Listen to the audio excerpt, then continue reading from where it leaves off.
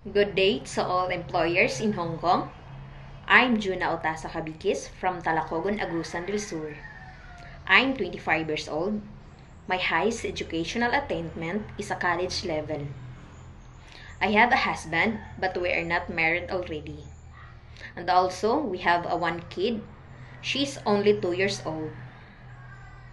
I work as a housemaid here in the Philippines, year of 2015 to 2016 for 1 year. And I serve 5 members of the family, including 3 children, ages 5, 7, and 8. My duties are taking care of the kids, preparing and cooking meals, washing the dishes, doing the laundry, cleaning the house, ironing, grocery shopping, and many more. My second experience is taking care of a toddler or children.